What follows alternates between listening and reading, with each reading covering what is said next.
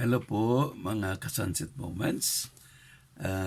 Balik lamang po tayo at medyo maiksi lang ng to sharing ko sa inyo. No?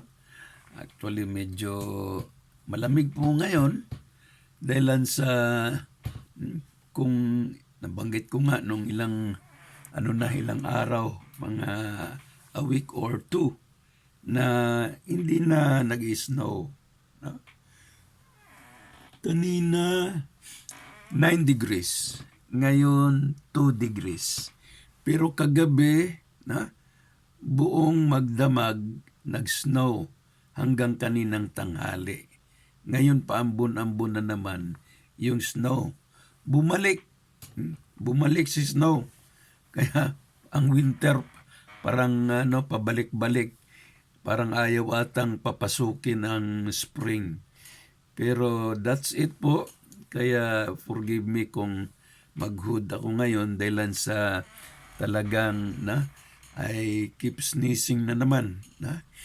And sad to say na ewan ko, kanina nadali yung itong daliri ko, dalawa.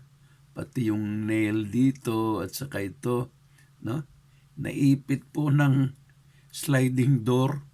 Kaya para akong nilalagnat ngayon. No? But yun, tulad sa sinulat ko kanina sa lapis ni Cadano dito sa Facebook ko, di inaasahan. Di inaasahan, bumalik yung snow.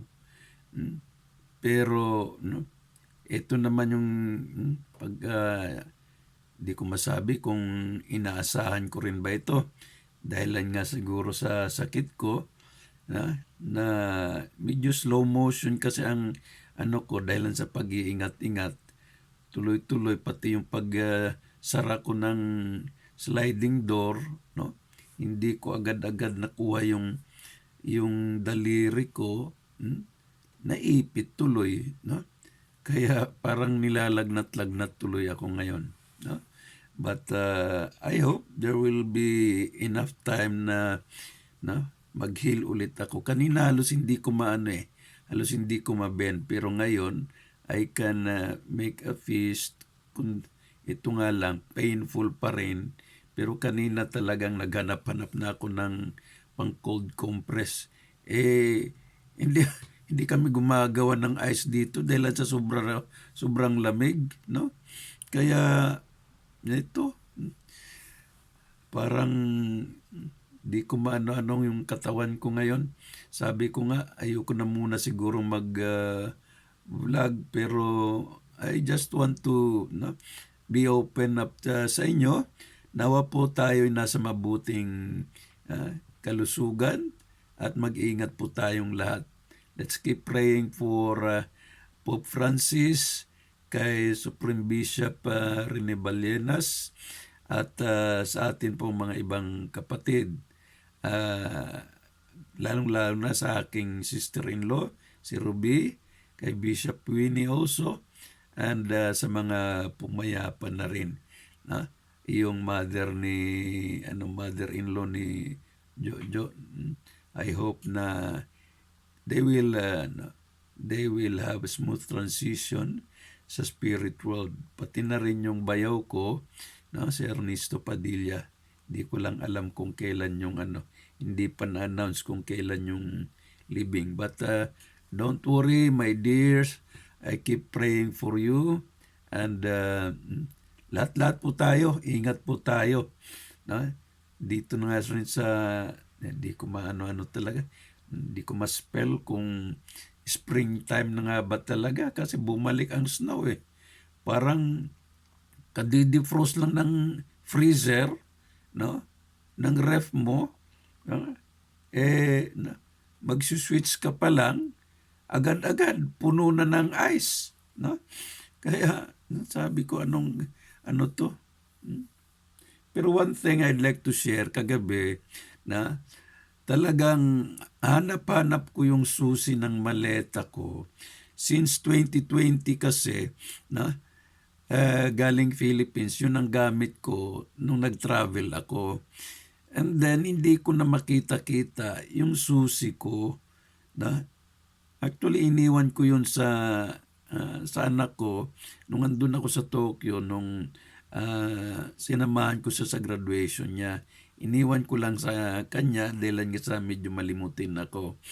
Tapos, nung dinala na niya rito sa bahay, sad to say na hindi na pala niya nakita o nadala yung susi. Kagabi, talagang gumawa ko ng paraan kung ano-ano yung mga sinusubukan kong kutsilyo, mga gunting. Ando na naman, nahulog na naman. Itong maliit na susi. Hindi ko na makapakapa. Mamaya ipakita ko. Kaya kinukuli-kulikot ko, and after 30-45 minutes, medyo dahan-dahang na-open yung isang lock sa right side. Kaya kailangan ko naman dun sa left side. Ang bagal-bagal kung maulit yung ginawa ko dun sa right side. Kaya kulikot na naman ako ng kulikot hanggang isang oras na talagang na-open ko na rin. Kaya I'm so happy. Doon nakita ko ulit yung malong ko, yung kifo, alam niyo po yung kifo na tupi ang tawag ng iba, yung cap ng mga Muslim, at yung malong. Regalo po sa akin ng scholar ko yun na Muslim noon. And truly I brought that, balik galing sa Philippines, balik dito sa Japan. I just keep it, kasi yun na nga kultura pa rin natin yun. And I want to preserve it. And ito, Pilipino ako, andito sa Japan. In one way or another, baka kailangan din natin yung mga costume na gamitin. Kaya wala na akong barong, kaya sabi ko, ito na muna siguro pagdating ng mga cultural events. And other things, ito, nakita ko rin itong suit ko. Sabi ko, andito ka rin lang pala talaga. Ito kasi nahanap-hanap ko kasi medyo makapal-kapal ito. Pwedeng pang spring or late winter, pwede pa rin ito. Hanap ako ng hanap, hindi ko makita. Ang nasa loob ng closet, yung maninipis na pang summer suit talaga. Ito, hanap ko. Buti andun sa loob ng maleta. And I was so happy na nakita ko doon. And few other things, mga papers, mga certificates, and more other things. Yun nga lang, imagine na 5 years, inabutan ako ng 5 years na talagang ma-open ko doon. Hindi naman sa isip-isip ko lang, sabi ko sana mabuksan ko, sana mahanap ko yung susi. Pero gabi talaga, since ako pa rin lang dito sa bahay, I tried to take time talaga. Kinuha ko sa closet na kahit na medyo ipit na talaga, punong-puno na yung closet ko. Nailabas ko, and ayun, sinungkit-sungkit ko na, tinusok-tusok ko na yung keyhole doon, and luckily na open ko nga, because I need a baggage, para maleta ba, para i-prepare din yung hopefully samahan ko si Mrs. Sa April. And 3 days lang naman yun, and I hope na things will go well. Pero ito nga, di ko sukat akalain. Sinulat ko kanina, inaasahan o di inaasahan. Tuloy-tuloy ako ang nasagip ako tuloy itong di inaasahan naipit. Ang sakit-sakit kanina, umiyak-iyak na talaga ako sa sakit. And wala akong magawa-gawa. Hugasan ko na lang ng sinabunan, and then I tried to sleep with all the pains, and tried to rest. After an hour na nakatulog ako, ginutom ako.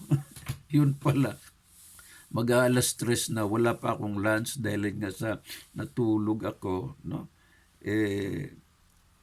Home alone ako eh. Kaya I have to nurse myself. No? Kaya all is getting well, no? May pain pa rin, pero at least na-move ko na yung dalawang fingers ko. Ito, ring finger at saka itong ano tawag dito sa huli, no? Ring finger, tinamaan, yung sa kuko, dito rin, no? Ito ang pinakamasaklap na ano talaga, no? Tinataga, may blood clot pa. Dito naman sa kuko, umitim yung kuko. Then nag-laginos pa ako ngayon. Well, lahat-lahat po tayo, ingat po tayo, no? Ang pagkakalam ko dito sa Japan, North at saka Eastern Japan ang tinamaan ulit ng snow. And sa Korea din pala, na grabe rin pala, tinamaan na naman ng makapal-kapal na snow din doon. Kagabi at ngayong araw na ito. So sa mga nagdadrive, be careful and hope that everything is fine. Sa mga may sakit, let's be more careful sa sarili natin. Yun lamang po, and I wish everything is fine. Dito po si Sir Kutaylo sa ating Sunset Moments. Ingat!